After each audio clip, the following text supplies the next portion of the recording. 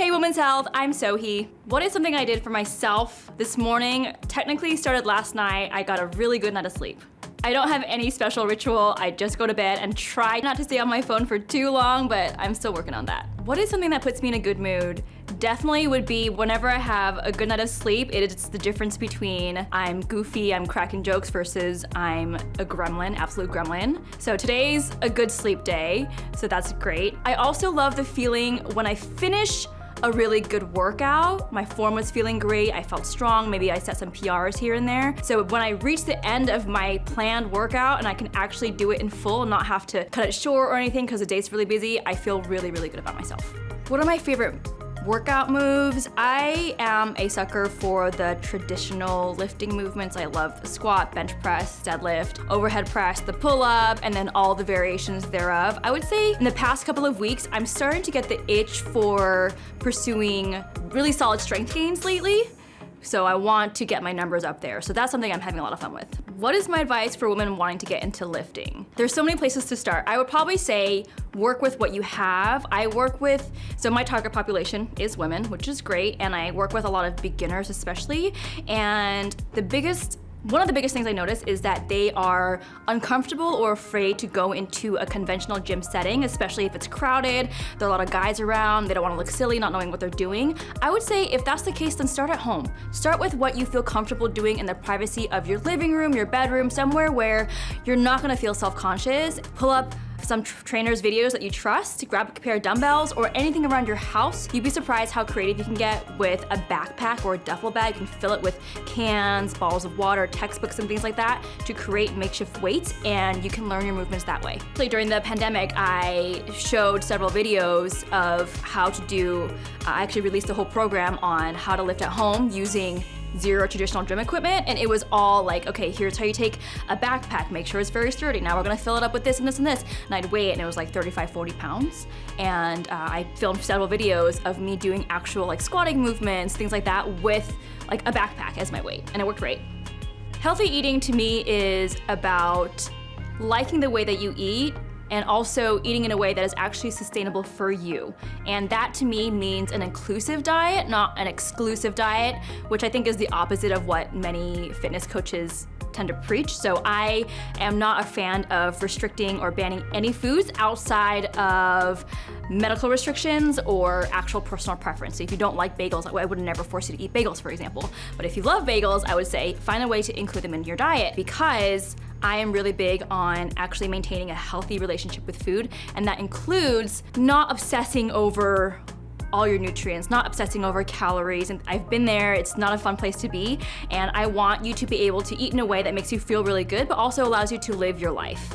And so the post in reference was, recently I did a satire post, and it was about the golden rules to be healthy, and all of it was satire, and it was like, no sugar, no bagels, no cereal, no granola, no cake, not even on your birthday, no joy. And hopefully most people understood that none of it was actually serious, and the point was to drive home the fact that a lot of times the advice that fitness coaches and health coaches give are actually not that far off from that original post, where they place so many unnecessary restrictions on things you cannot eat that I think it does people a disservice, because they start worrying about like, okay, so I don't even know what to eat anymore, and they're at the grocery store, reading ingredients lists all the time and worrying over ingredients that are in such small doses that they don't ever have to worry about the health implications whatsoever, and they can just enjoy it and move on with their life. And I think what's happening a lot is that the stress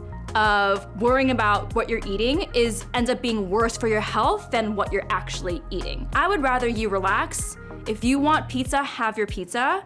And I would rather you learn and practice, for example, mindful eating skills. So you can learn when to stop when you're reasonably satisfied, not feel guilty, and then just move on. That's it. It's pretty simple. Yeah. And it's funny because when people hear that I'm a trainer, sometimes one of the first things they say is like, oh, so you shouldn't be eating all this stuff. You shouldn't be eating fries. And I'm like, well, fries are one of my favorite foods actually, so I will have that. But there's still very much this misconception that if you're a trainer or if you're health conscious, that means restriction. And to me, it's addition.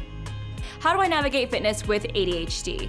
The way my brain works, first of all, I'm in my head, there's like a 24 tabs open at once at any given time point.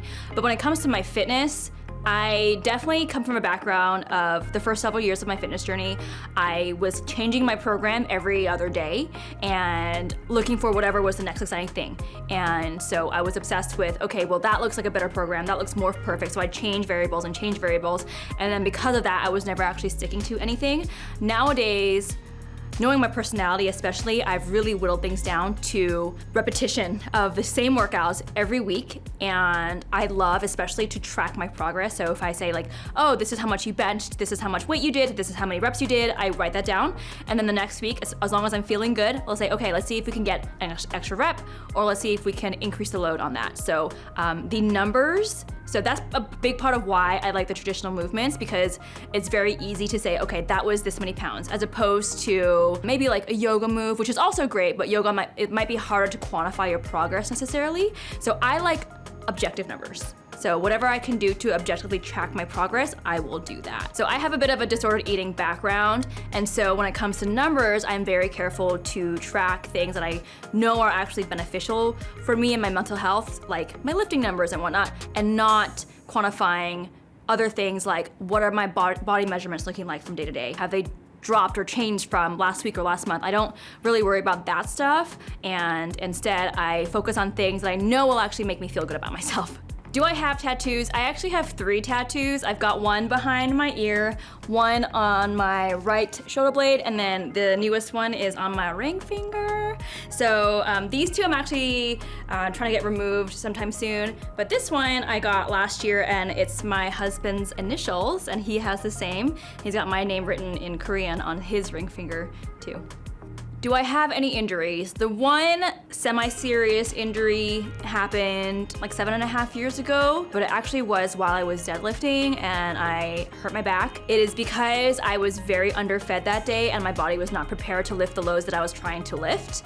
And I felt this very loud crunch in my right side. It was very unpleasant, dropped the weight immediately. Thankfully, it wasn't anything more serious, but I ended up having sciatica down my whole right leg for 7 months. So I couldn't really walk properly. I couldn't do any rotational movements. I couldn't squat or deadlift for 7 months. And so while pretty minor in the grand scheme of things, it was fairly distressing. And so since then, I am extra careful with my form and making sure I'm actually properly fueled before my workouts if I'm going to push hard that day.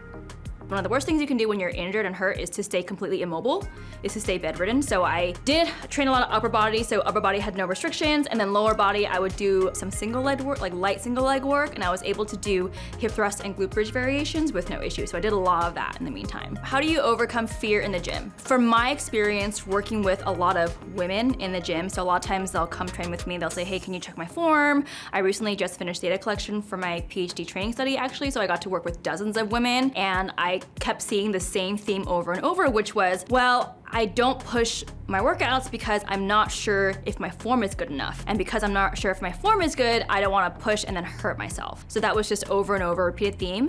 And then they also said, I don't know what it feels like to be pushing close to failure. And so almost every single participant client I train, even when they consider themselves an advanced lifter, I oftentimes find that they can hip thrust, deadlift, bench press so much more weight than they actually can. Sometimes all it takes is another experienced trainer or a coach that you trust giving you the okay, the green light on your form and saying that looks great, you can do more. And then you're like, oh, well, she said I can do more, so I'm gonna do more. So that happened a lot, but I would say don't be afraid to recruit the help of a trainer or someone who really knows what they're doing to watch your form and to give you feedback on how you're looking. And sometimes I can watch someone and I'll say, you can add 50 pounds into that. And they're like, what, no way. And then they do it and then they get it up and then their confidence just soars through the roof. It's really fun to see. What is my favorite thing about my body? I'm gonna say I love all the things my body can do. I love to cook, so I love being in the kitchen. And lately I've picked up baking and I'm having fun practicing like cake decorating. So when it's a friend member's or family member's birthday, I'm like, I'll do it. I'll do it. And I loved practicing. Even if it doesn't look that great, I still have fun doing it. I love carrying my pets around. I have a pug, a chihuahua, and a Siamese cat. My husband knows I love carrying them around the house with me. This is debatable, but I actually kind of love how stubborn I can be. So I'm gonna go to like part about my brain that I like. I like how stubborn I am in that I am extremely persistent. Once I decide I want something, I will do it. That's kind of an admirable trait with myself.